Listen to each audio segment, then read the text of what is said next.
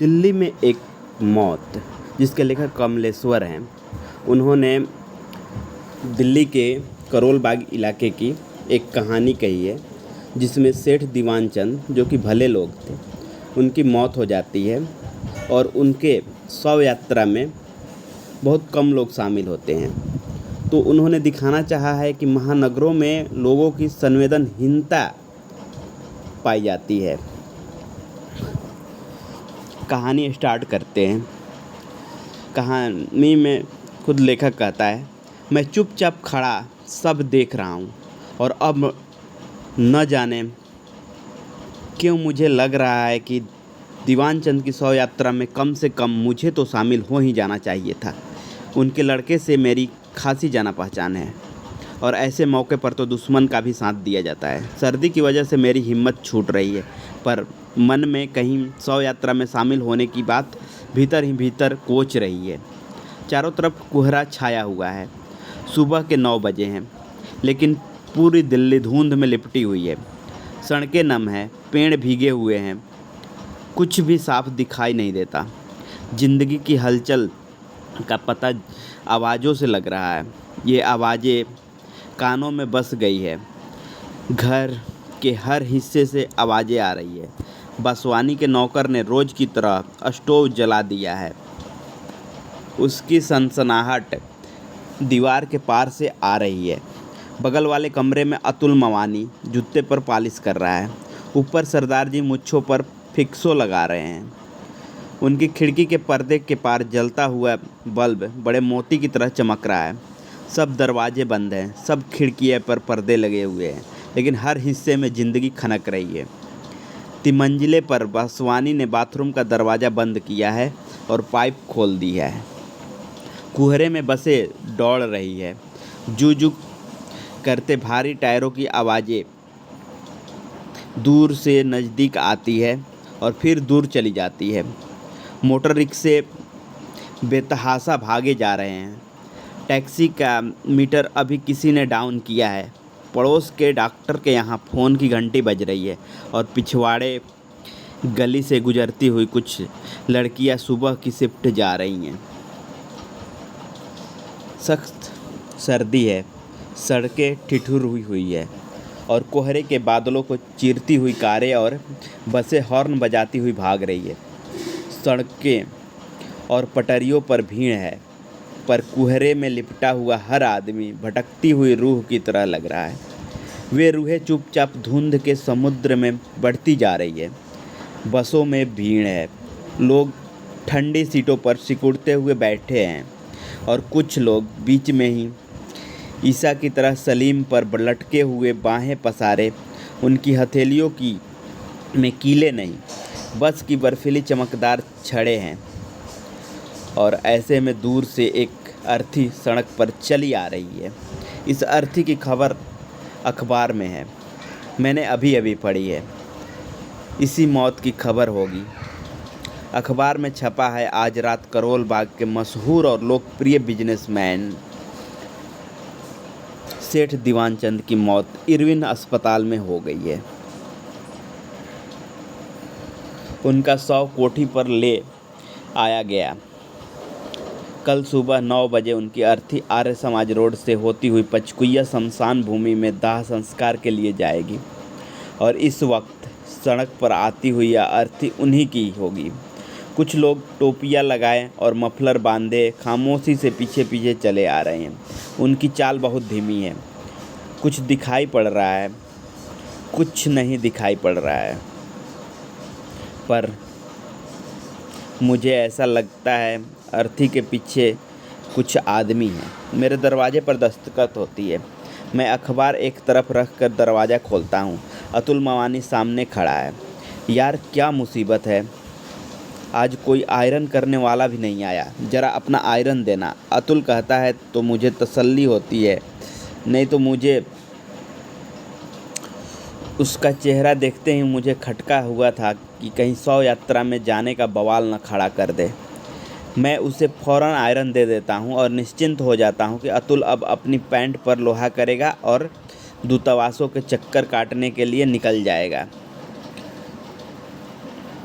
जब से मैंने अखबार में सेठ दीवान चंद की मौत की खबर पढ़ी है, मुझे हर क्षण यही खटका लगा है कि कहीं कोई आकर इस सर्दी में 100 के साथ जाने की बात न कह दे। बिल्डिंग के सभी लोग उससे परिचित थे और सभी शरीफ और दुनियादार आदमी थे। तभी सरदार जी का नौकर जीने से भड़बड़ाता हुआ आया और दरवाज़ा खोलकर बाहर जाने लगा। अपने मन को और सहारा देने के लिए मैंने उसे पुकारा, धर्मा कहाँ जा रहा है तू? सरदार जी ने के लिए मक्खन लेने जा रहा हूँ, उसने वहीं से जवाब दिया। तो लगे हाथों लपक कर मैंने भी अपनी सिगरेट मंगवाने के लिए उसे पैसे थमा दिए। सरदार जी नाश्ते के लिए मक्खन मंगवा रहे थे।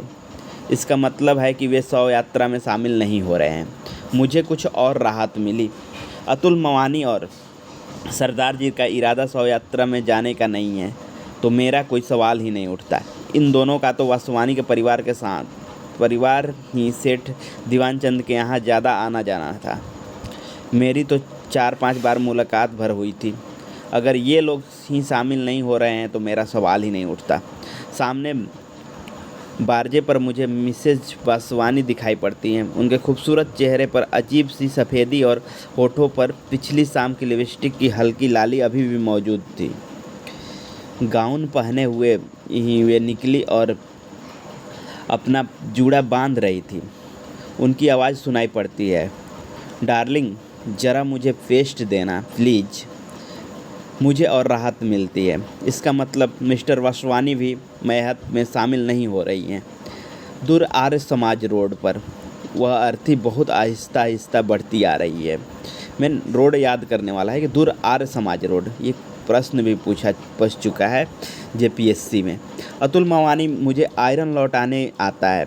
मैं आयरन लेकर दरवाज़ा बंद कर लेना चाहता हूँ, पर वह भीतर आकर खड़ा हो जाता है और कहता है, तुमने सुना दीवानचंद की कल मौत हो गई है? मैंने अभी अखबार में पढ़ा है, मैंने सीधा सा उसको जवाब दिया ताकि मौत की बात आगे ना बढ़ सके। अतुल मवानी के चेहरे पर सफ़ेदी झलक रही थी। वह सेव कर चुका था। वह आगे कहता है, बड़ा भले मानुस थे दीवानचंद। यह सुनकर मुझे लगता है कि अगर बात आगे बढ़ गई तो अभी 100 यात्रा में शामिल होने की नैतिक जिम्मेदारी हो जाएगी। इसलिए मैं कहता हूँ, तुम्हारे उस काम का क्या हुआ? लेखक ने उसको दूसरे मैटर पर मोड़ना चाहा। बस मशीन आने भर की देर है, आते ही अपना कमीशन तो खड़ा हो जाएगा। यह कमीशन का काम भी बड़ा बेहुदा है, पर क्या किया जाए। 8-10 मशीनें मेरे थ्रू निकल गई तो अपना बिजनेस शुरू कर दूंगा। अतुल मवानी कह रहा है, भाई शुरू में जब मैं यहाँ आया था तो दीवानचंद ने बड़ी मदद की थी मेरी। उन्हीं की वजह से कुछ काम धाम मिल गया था। लोग बहुत मानते थे उन्हें। फिर दीवानचंद का नाम सुनते ही मेरे कान खड़े हो जाते हैं। तभी खिड़की से सरदार जी सिर निकालते हुए पूछने लगते हैं, मिस्टर मवानी कितने बजे चलना है? वक्त तो 9 बजे का था, शायद सर्दी और कोहरे की वजह से कुछ देर हो जाए, वह कह रहा है। और मुझे लगता है कि यह बात 100 यात्रा के बारे में ही है। सरदार जी का नौकर धर्मा मुझे सिगरेट देकर जा चुका है और ऊपर मेज़ पर चाय लगा रहा है। तभी मिसेज वासवानी की आवाज़ सुनाई पड़ती है, मेरे ख्याल से प्रमिला वहाँ ज़रूर पहुँचेगी। क्यों डार्लिंग? पहुँचना तो चाहिए, तुम ज़रा जल्दी तैयार हो जाओ। कहते हुए मिस्टर वासवानी वारजे से गुजर गए। अतुल मुझसे पूछ रहा है, शाम को कॉफ़ी हाउस की तरफ आना होगा?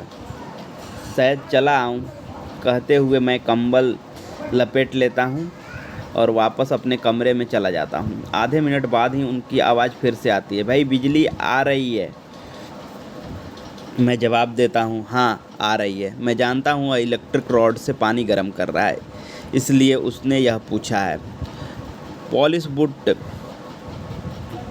पॉलिश करने वाला लड़का हर रोज़ की तरह अदब से आवाज़ लगाता है और सरदार जी उसे ऊपर पुकार लेते हैं। लड़का बाहर बैठकर पॉलिश करने लगता है और वह अपने नौकर को हिदायतें दे रहे हैं, खाना ठीक 1 बजे लेकर आना, पापड़ भून कर लाना और सलाद भी बना लेना। मैं जानता हूँ सरदार जी का नौकर कभी वक्त से खाना नहीं पहुँचाता और न उनके मन की चीज़ें ही पकाता है। बाहर सड़क पर कोहरा अभी भी घना है। सूरज की किरणें का पता नहीं है। कुलचे छोले वाले, वैष्णव कुलचे छोले वाले ने अपनी रेहड़ी लाकर खड़ी कर दी है। रोज़ की तरह वह प्लेटें सजा रहा है। उनकी खनखनाहट की आवाज़ आ रही है। 7 नंबर की बस छूट रही है। सूलियों पर लटके ईसा उसमें चले आ रहे हैं और क्यू में खड़े हैं और लोगों को कंडक्टर पेशगी टिकट बांट रहा है।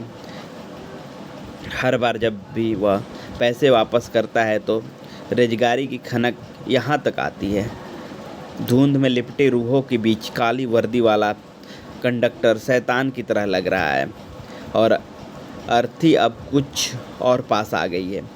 नीली साड़ी पहनूं, मिसेज वसवानी पूछ रही हैं। वसवानी के जवाब देने की घुट्टी घुट्टी आवाज़ सी लग रही है। वह टाई की नॉट ठीक कर रहा है। सरदार जी के नौकर ने उनका सूट बूट को साफ करके हैंगर पर लटका दिया है और सरदार जी शीशे के सामने खड़े पगड़ी बांध रहे हैं।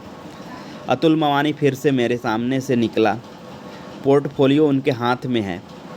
पिछले महीने बनवाया हुआ सूट उसने पहन रखा है।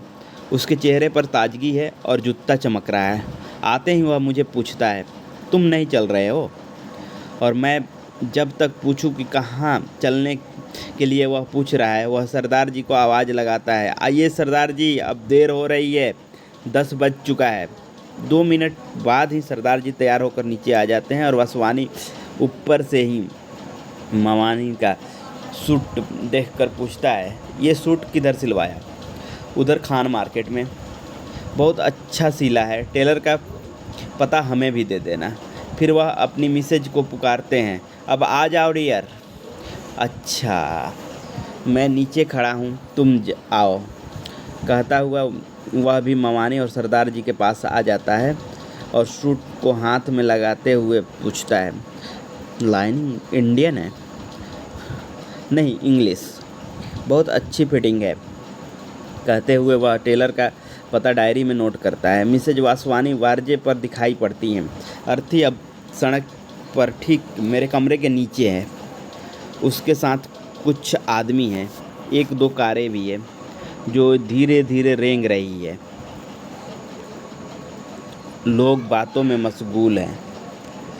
मिसेज वासवानी जूड़े में फूल लगाते हुए नीचे उतरती है तो सरदार जी अपने जेब का रुमाल ठीक करने लगते हैं और इससे पहले कि वो लोग बाहर जाएं, वासवानी मुझसे पूछता है, आप नहीं चल रहे हैं?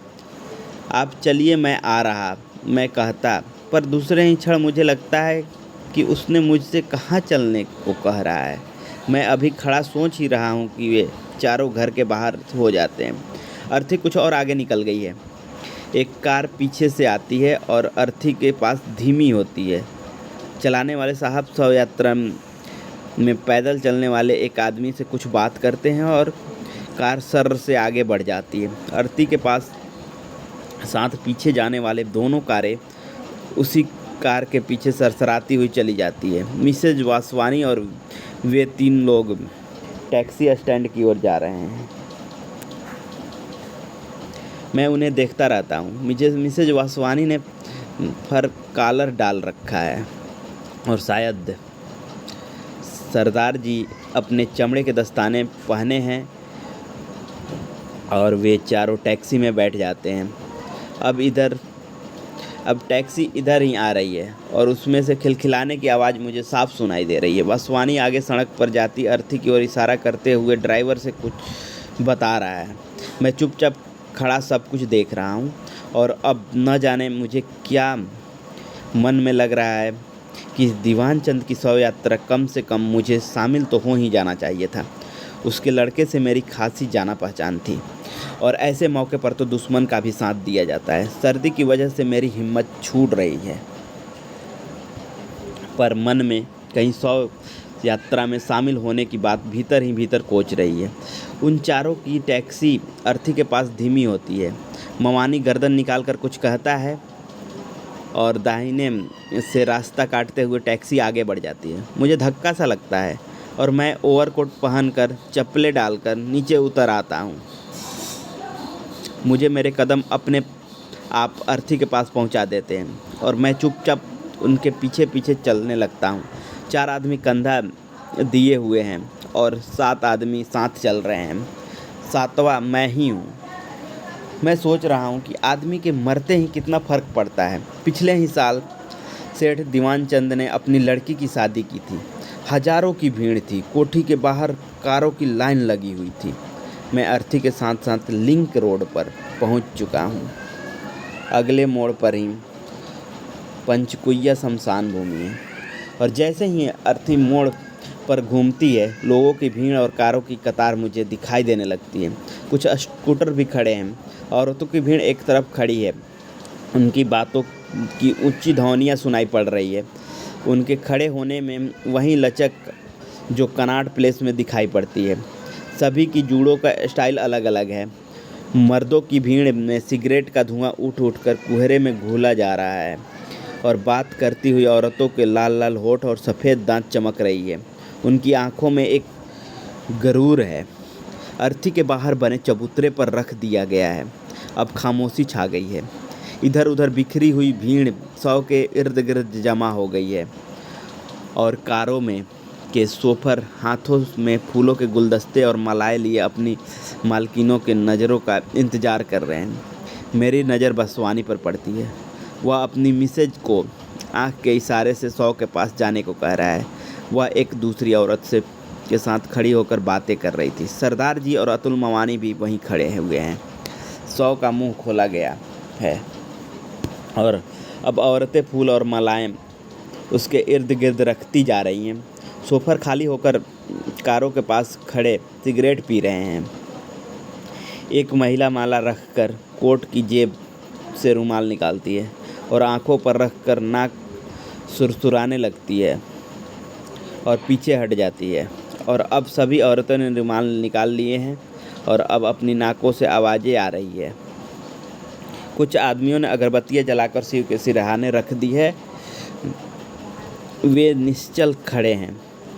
आवाज़ों से लग रहा है औरतों के दिल को ज़्यादा सदमा पहुंचा है। अतुल मवानी अपने पोर्टफोलियो से कोई कागज़ निकालकर बसवानी को दिखा रहा है। मेरे ख्याल से वह पासपोर्ट का फॉर्म है। अब 100 को भीतर शमशान भूमि में ले जाया जाता है।